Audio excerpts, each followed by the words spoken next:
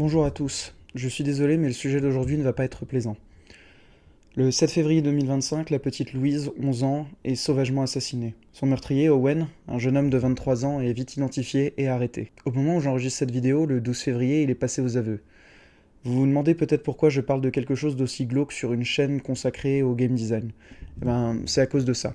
Accro aux jeux vidéo en ligne, les enquêteurs se demandent s'il peut y avoir un lien entre son addiction et son acharnement sur l'adolescente. Owen, elle, vit chez ses parents à 400 mètres de la maison de Louise. Selon les enquêteurs, il aurait été pris de colère après une partie de jeux vidéo. Selon l'une de leurs hypothèses, Owen, elle, aurait pu être pris d'une rage incontrôlée suite à une défaite sur un jeu vidéo. Banco. L'explication privilégiée par les enquêteurs en ce qui concerne le passage à l'acte d'Owen, ce serait d'être un gros addict aux jeux vidéo, notamment à Fortnite. Et après une série de défaites ayant besoin de se passer les nerfs, il s'en serait pris à Louise. La fillette était là, au mauvais endroit, au mauvais moment. Pendant les 5 jours qui se sont écoulés entre la mort de Louise et l'arrestation de son meurtrier, plusieurs personnalités politiques et médiatiques ont tenté d'en faire de la récupération en diffusant des fake news sur les origines du tueur. Owen n'est pas nord-africain, et encore moins un immigré. Maintenant ces allégations débunkées, il faut une nouvelle explication pour justifier l'horreur de ce meurtre, et il semblerait que les enquêteurs aient choisi le jeu vidéo. Bien entendu, tous les médias mainstream se sont empressés de relayer cette hypothèse, qui n'était alors pas confirmée et qui au moment où j'enregistre ces mots ne l'est d'ailleurs toujours pas. La mort de Louise devrait tous nous attrister. Cette petite fille n'aurait jamais dû mourir ainsi. Mais au-delà de l'atrocité de l'acte commis, la réaction dans le débat public me dégoûte aussi. En tant que personne qui a décidé de dédier sa vie aux jeux vidéo, qui a été un média salvateur, source de créativité, de bonheur et même de revenus pour moi parce que j'ai gagné ma vie grâce aux jeux vidéo, je peux déjà voir ce média extraordinaire être traîné dans la boue à nouveau. J'ai l'impression que dès que les médias mainstream s'emparent du jeu vidéo, c'est toujours pour en dresser un portrait diabolique par des gens qui ne maîtrisent pas le sujet. C'est-à-dire un geste de furie lié à cette séquence de jeux vidéo. C'est bien cela ? C'est l'hypothèse actuellement qui est retenue par les enquêteurs, effectivement. Et il y a effectivement ces éléments qui remontent. Il est décrit comme un jeune homme accro aux jeux vidéo qui passe plusieurs heures par jour à jouer notamment à des jeux de guerre. Et ce serait, semble-t-il, un acte de violence gratuite. C'est-à-dire qu'il, selon certaines déclarations, et c'est en ça qu'il faut être extrêmement prudent aussi aujourd'hui, selon certaines déclarations, il aurait passé une partie de son après-midi à jouer. Il aurait subi des défaites sur ces jeux vidéo en ligne. Et c'est à la suite de ça qu'il serait sorti de chez lui et qu'il s'en serait pris à cette jeune fille. Le débat autour de la responsabilité des jeux vidéo et des actes brutaux perpétrés en France ne date pas d'hier. Il est ressorti à toutes les sauces dès qu'il s'agit de faire face à la violence de notre société. Rappelons-nous d'Emmanuel Macron qui blâmait déjà les jeux vidéo lors des émeutes populaires faisant suite à la mort de Naël.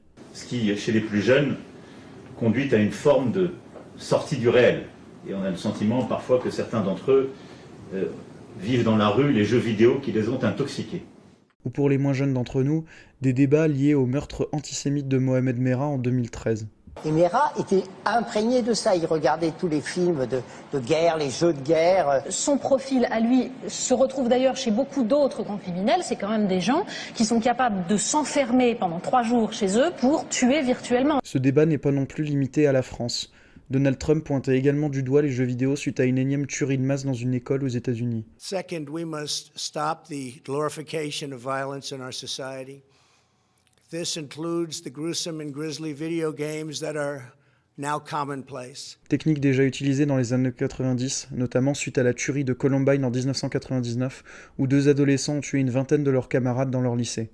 Doom, FPS gore et violent, était leur jeu préféré, et les républicains étaient bien heureux d'avoir trouvé un bouc émissaire pour éviter d'avoir à remettre en question l'accès extrêmement facile aux armes à feu dans le pays qui avait entraîné cette tuerie. Une nouvelle fois, les jeux vidéo vont être pointés du doigt.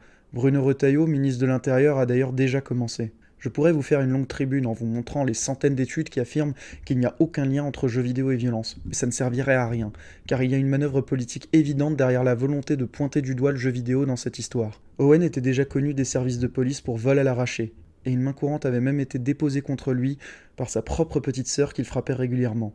C'est d'ailleurs cette courageuse jeune fille qui a aidé la police à identifier Owen. Avec des antécédents pareils, ce qu'il faisait avant son passage à l'acte n'a pas d'importance. Owen était dangereux et colérique. N'importe quelle autre frustration aurait pu déclencher une telle crise. Et c'est ça qui est terrible. On ne l'a pas surveillé, on ne l'a pas éloigné, on n'a même pas essayé de le soigner. Que vous y voyez un laxisme de la justice ou les preuves d'une stigmatisation et d'un tabou encore trop fort qui empêche de traiter les problèmes psychiatriques, le constat reste le même.